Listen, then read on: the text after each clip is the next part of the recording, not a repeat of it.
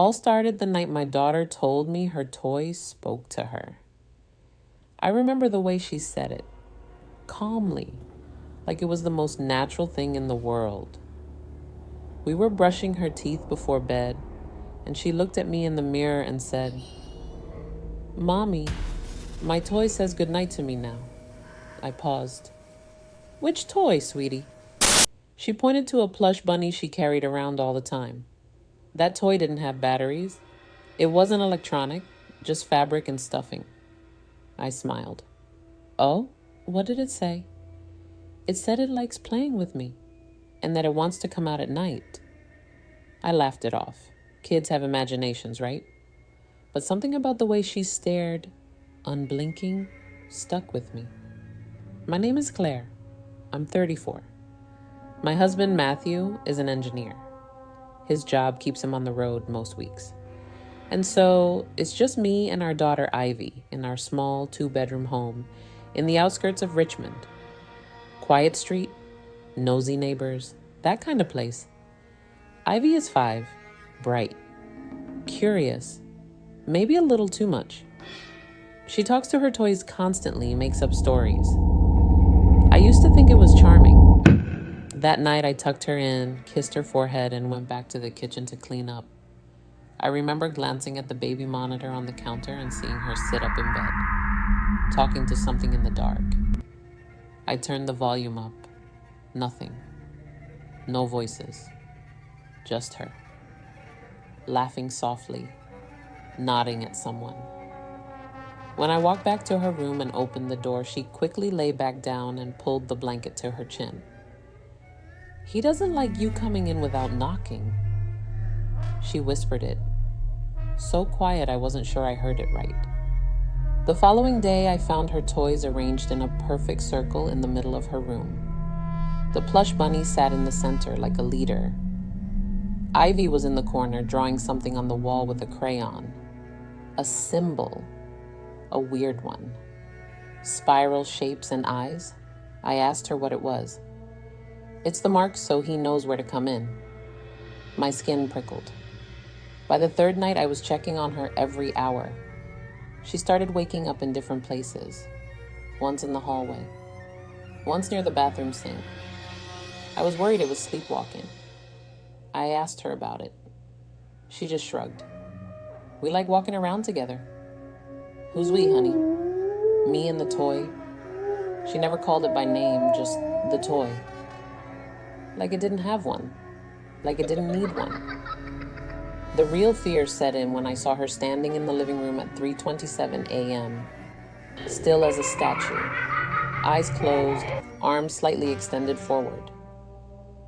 I called out to her. She didn't respond. But her hand was gripped as if she was holding something. Or someone. And she was smiling. Matthew had left 2 days ago on another out-of-state assignment. Ivy and I were used to this routine. He'd be gone for 4 or 5 days, and I'd try to keep the house warm and the loneliness away with lullabies and cartoons. But this time, something felt off. The house wasn't quiet, it was watching. Every creak in the floor, every distant thud upstairs, every flicker in the corner of my vision made me feel like we weren't alone. Ivy had grown quieter. She used to hum to herself, talk to her toys while eating cereal, ask me random questions about clouds or birds. Now she sat silently at the table, eyes occasionally darting to the chair across from her. An empty chair. That morning she whispered, "He likes pancakes." "Not toast," I smiled nervously. "Who does, sweetheart?" She looked at me like I was stupid. "The toy. He said toast scratches his throat." That night I pretended to sleep on the couch. I left Ivy's door slightly open. Around 2:40 a.m. I heard soft footsteps above me. Not fast, not clumsy like a child might make. Measured, slow. I sat up, heart already pounding. The monitor was on mute. I had turned it down after one too many false alarms the night before, but I could see the feed. Ivy's bed was empty. I moved fast. As I reached the stairs, I heard the faintest voice. Not Ivy's. It was higher pitched, artificial, crackling, like it came through old radio static. Let's go to the kitchen again. It's sharp there. I froze. Then Ivy's voice. Okay, but we have to be quiet. Mommy gets scared easy. I found her in the kitchen. She was barefoot standing in front of the counter, one hand outstretched.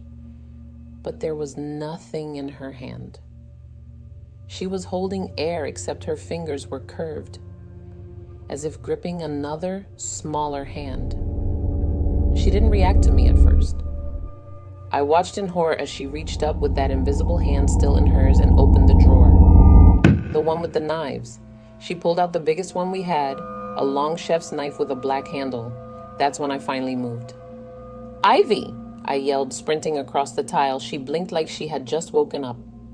Her grip loosened. The knife dropped to the floor with a metallic clatter. She turned to me.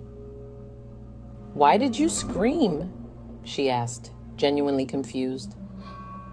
He just wanted to show me his favorite one.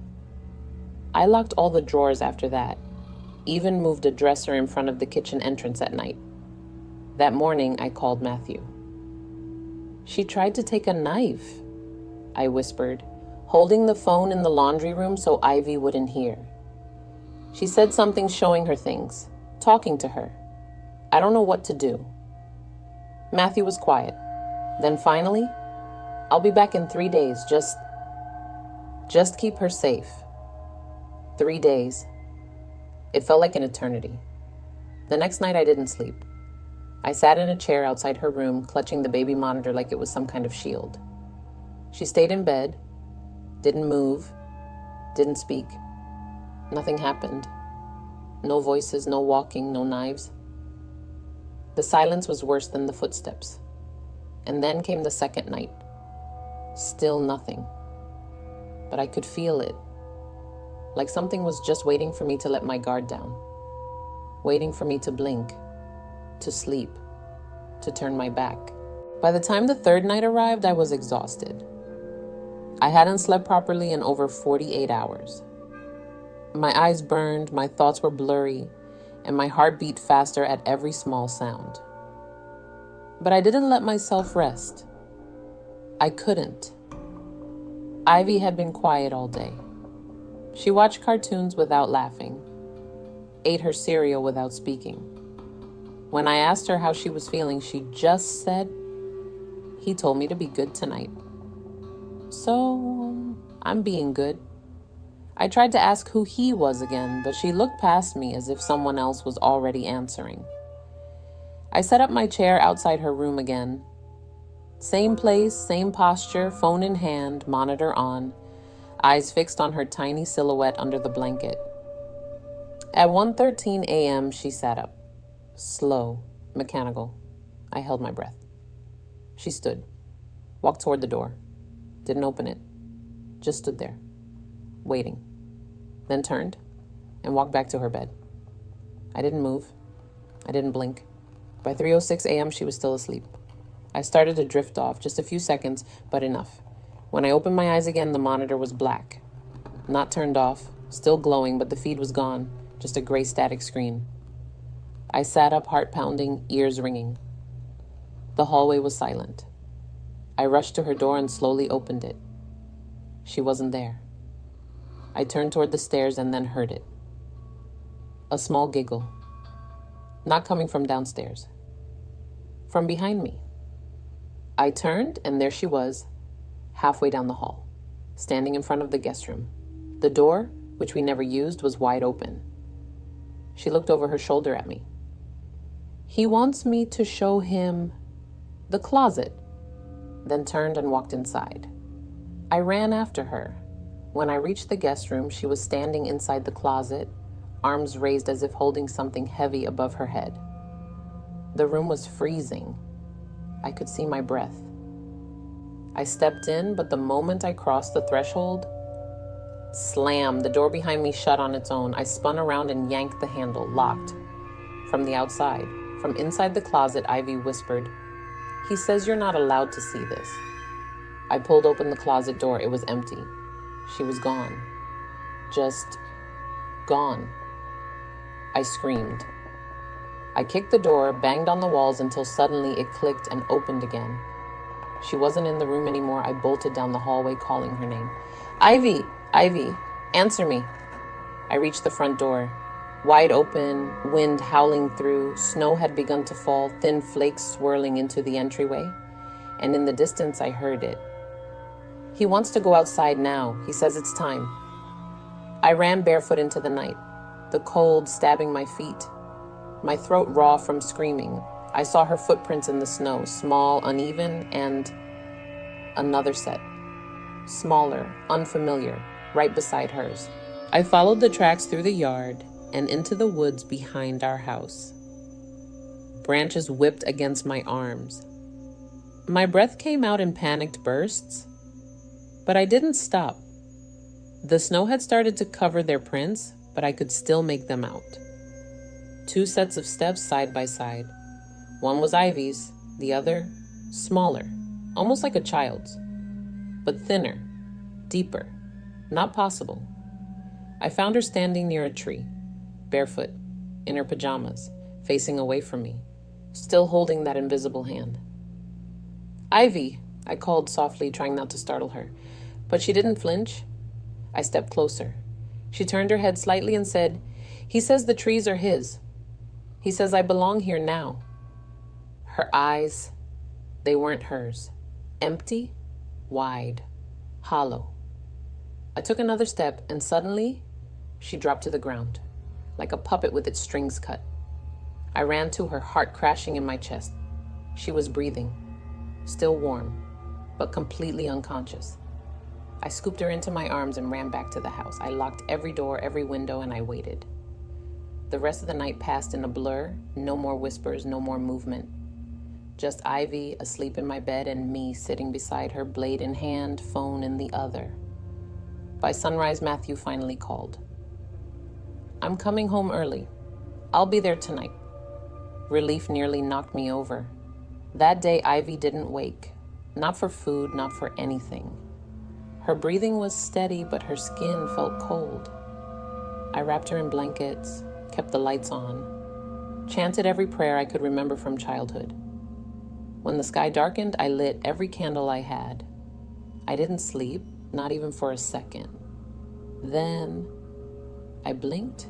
It must have been just a second. But when I opened my eyes, she was gone. I bolted upright, heart clawing at my ribs. The bedroom door was open. I ran into the hallway. The front door was wide open again, snow rushing in. I screamed her name, then I heard it. A small voice from behind the closed basement door. "Mommy, he says I have to go now." I rushed to the door and grabbed the handle. Locked. I banged, kicked. "Ivy, don't go. Please don't go." Inside, her voice echoed back, fainter now. "He's calling me. I can't say no anymore." I threw myself at the door again and again until finally it gave way. The basement was pitch black, silent. I ran down the stairs. Halfway down, I was thrown backwards. Something unseen grabbed me by the throat and slammed me into the wall. The world spun. I choked, kicked, couldn't breathe. Then, just as suddenly, I dropped, gasping, bloody. I staggered to my feet and forced myself down. At the bottom, I found her, lying in the corner, still.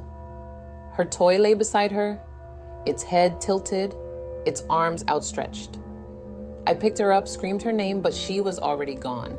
And I knew in that moment, whatever had come into our home, whatever had spoken to her through that toy, had taken her soul long before it took her life. Since that night, I haven't been the same. I buried Ivy on a gray morning. The trees were bare, the wind howled like something unseen was still looking for her. I remember holding her favorite toy in my hands. I didn't bring it with us. I burned it the same night she died. It didn't scream, but it smelled like something alive had died inside it. Matthew came home. He cried for hours, blamed himself. I blamed myself more. We stopped speaking much after that. We tried once to have another child, but some part of me refused. Not my body, something deeper, as if whatever had come for Ivy left something inside me, a shadow, a silence. I still hear her sometimes in the hallway by the closet, laughing softly, calling out, "Mommy, he's back." But I never go look. I stay in my room, curtains closed, lights off, and I wait for the whispers to stop. They never do. So if you've ever seen a child talking to something that isn't there, if their toy starts showing up in places it shouldn't be, if they tell you calmly that it speaks to them, don't wait. Don't do what I did, because by the time you understand what's really happening, it's already too late.